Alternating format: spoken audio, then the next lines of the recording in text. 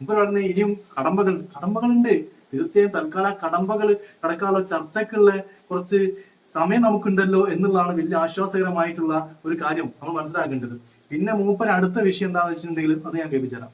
കാന്തപുരം ഇതിൽ ചെയ്തത് അറിയിക്കുക മാത്രമാണ് ചെയ്തത് എന്ന് പറയുമ്പോൾ അറിയിക്കുന്നതിന് വാട്ടർമാർക്കിന്റെ ആവശ്യമില്ലല്ലോ. ഇതാണ് നമ്മളിവിടെ പറഞ്ഞത്. അവിടെയാണ് ഈ ക്രെഡിറ്റിന്റെ ഇഷ്യൂ അവിടെ കടന്നു വരുന്നതും അതൊരു അനാവശ്യമായ ഒരു റെസ്പോൺസിബിൾ ആയിട്ടുള്ള ഒരു നിലപാടായിട്ട് മാറുന്നതും അതിനെ നമ്മൾ വിമർശിക്കും. കാരണം ഇവിടെ ഈ ആരിഫ് ഹുസൈൻ എന്ന് പറഞ്ഞ ചങ്ങാതി പറയുന്നത് വെച്ചിട്ടുണ്ടെങ്കിൽ ഓന് വേറൊന്നുമല്ല, ഒരു വാട്ടർമാർക്ക് വെച്ചാൽ പ്രശ്നം.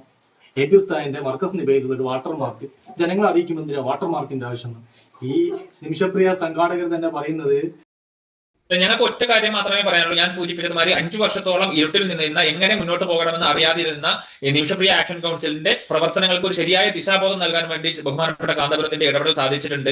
ആ അദ്ദേഹത്തിന്റെ ഇടപെടൽ തന്നെയാണ് ഇതിനെ ഒരു ടേണിംഗ് പോയിന്റിലേക്ക് കൊണ്ടുപോയത്. അപ്പൊ അതിനെ നമ്മൾ കുറച്ച് കാണരുത്. ഏതെങ്കിലും തരത്തിലുള്ള ചെറിയ ചില അദ്ദേഹത്തിന്റെ സ്വന്തം ഫേസ്ബുക്ക് പേജിലൂടെ മാത്രം വിടുന്ന സമയത്ത് അതിനുവേണ്ടി ഉപയോഗിച്ച ഒരു വാട്ടർമാർക്കിനെ നമ്മൾ വിവാദമാക്കേണ്ടതില്ല. മൂപ്പര് പറയുന്നത് ഇതാണ്, ഒരു വാട്ടർമാർക്ക് ഒന്നും വലിയ ഇഷ്യൂ ആക്കേണ്ട ആവശ്യമില്ല. 5 കൊല്ലം ഞങ്ങൾ ഇട്ട് തപ്പിയാണ് പലരോടും, കേന്ദ്ര ഗവൺമെന്റിനോടും പലരോടും, യമനിലുള്ള പല ആളുകളോടൊക്കെ സഹായം അഭ്യർത്ഥിച്ചു. ഒന്നും നടന്നിട്ടില്ല, ഒന്നും ആയിട്ടില്ല.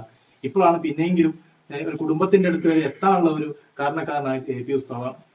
വലിയൊരു ഒരു ഭാഗ്യമല്ലേ, വലിയൊരു അത്രയും എന്താണ് 1-ാം തീയതി എല്ലാം കൊലക്കാർ തൂക്കിലേറ്റി എല്ലാം കഴിയേണ്ട അവസാനിക്കേണ്ടി വീണ്ടും കുറച്ചുകൂടി ഡേറ്റ് നീട്ടിക്കിട്ടി. മൂപ്പര് പറയുന്നത് എന്താ വെച്ചിട്ടുണ്ടെങ്കിൽ ഇത് ഇതിലേക്കൊന്നും നമ്മൾ വലിച്ചേക്കേണ്ട ആവശ്യമില്ല, ഒരു വാട്ടർമാർക്കൊന്നും. മൂപ്പര് ഒഫീഷ്യൽ പേജിലൂടെ മൂപ്പര് അത് ജനങ്ങളെ അറിയിച്ചു. അതൊന്നും വലിയ ഇഷ്യൂ ആക്കേണ്ട ആവശ്യമില്ല.